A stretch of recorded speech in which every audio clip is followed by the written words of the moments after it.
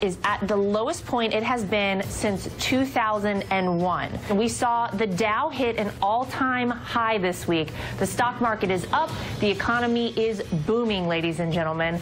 And jobs. There have been almost 800,000 new jobs created in this country since Donald Trump took office in January. And speaking of jobs, Foxconn is a company who has promised up to 13,000 new manufacturing jobs in Wisconsin. Well, that was Donald Trump's daughter-in-law, Lara Trump, who works for his 2020 re-election campaign. Can never start too soon. And who this week hosted a new Facebook Live broadcast to counteract all the, quote, fake news with reliable pro-Trump messaging.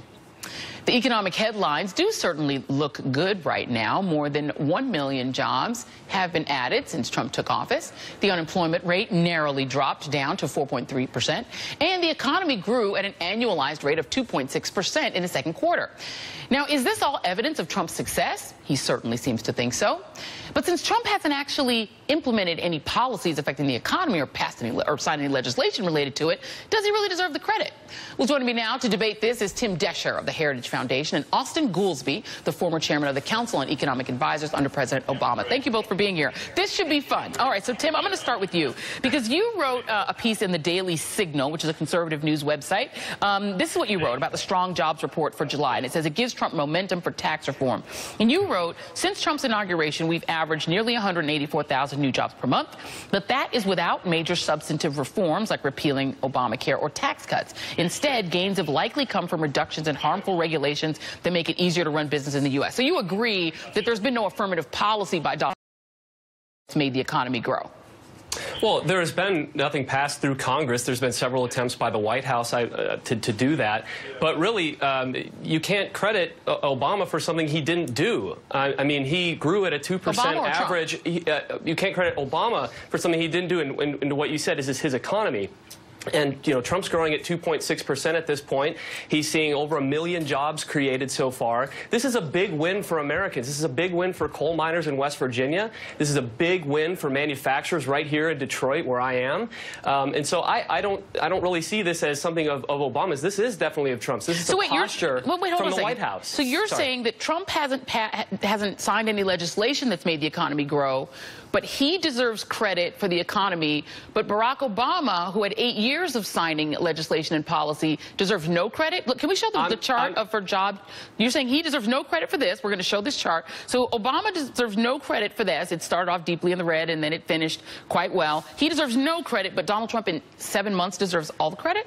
I'm saying that Donald Trump has projected a posture not only through speaking, but also through regulatory reform, regulatory action throughout the agencies to sort of unleash businesses and letting them thrive and letting them produce, letting coal miners go back to work, letting manufacturers hire again. How many coal jobs are there in the country?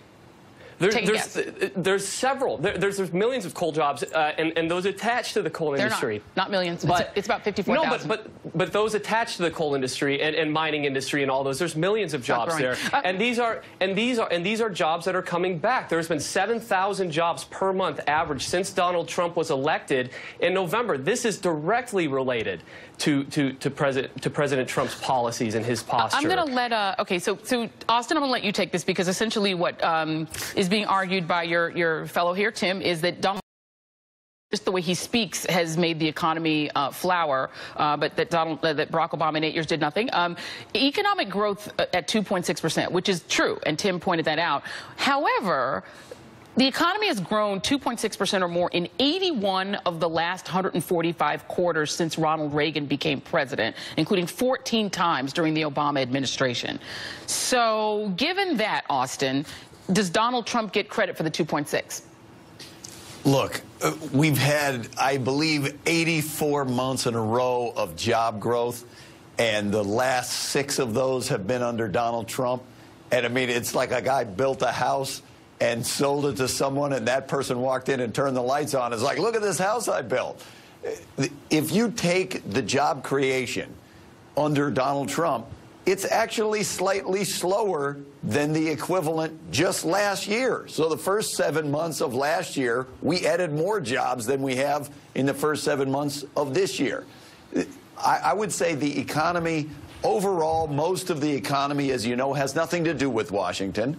To the extent that it does have to do with Washington, it's totally obvious this is merely a continuation at exactly the same rates as what happened under Barack Obama. And I would simply point out that when it happened under President Obama, it was Donald Trump himself saying, you can't trust the statistics. These are all lies. There aren't this many jobs getting created. And literally, with fewer jobs being created in the same statistics, Donald Trump is now saying, look what I did. What do you make of that, Tim? Because we can put that chart back up. So the average in the first 6 months of 2016, when Barack Obama was still president, the average was 187,000 jobs a month. The average in the first 6 months of 2017 is 184,000, slightly less.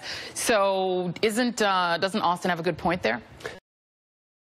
The stock market tells it all. It rallies when there is good reports, and including the NFIB, who reports that small business confidence at its highest at all time since Donald Trump took office.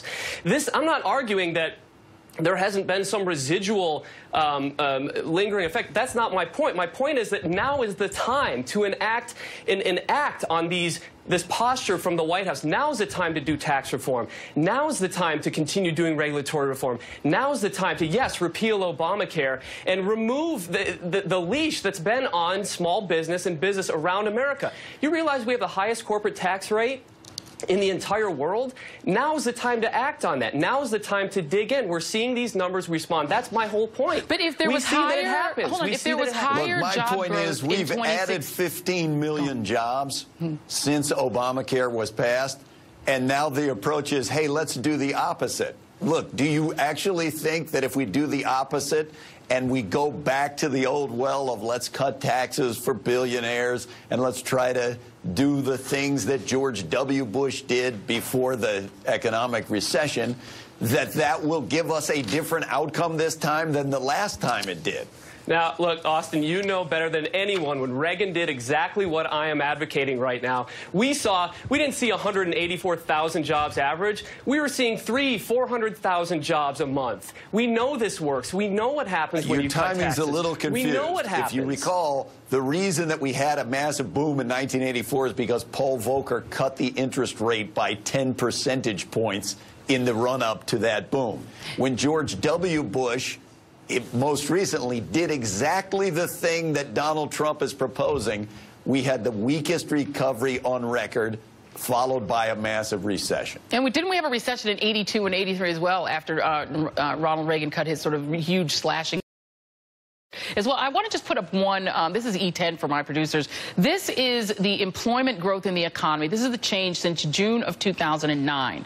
You see that blue line? That's full-time employment really going up high. We also have seen finally income growth start to go in the right direction. I think we have that chart as well. So we are seeing numbers that began going in the right direction under President Obama. Tim, you have to admit that the economy recovered. It didn't just recover in the last 6 months. It recovered in the last 8 years. Look, President Obama's growth in the GDP was pathetic. It's 2.6%. Last year, the economy grew 1.5%. That's not good. That is not good. The economy has not been growing. You can choose and pick all that you want, but the bottom line is that GDP has been stagnant. Sorry, go ahead. No, you just said GDP has been stagnant. You bragged about Donald Trump having 2.6% growth. The economy has grown at 2.6% growth 14 times during the Obama administration, and 81 out of 145 quarters since Reagan. I'm just not sure the statistics are with you, but we'd love to have you guys on. I'm sorry we're out of time. Tim Descher, Austin Goolsbee. Thank you guys. Appreciate it. Thank you so much. Thank you. And coming up in our next hour, more on Robert Mueller's investigation of possible Trump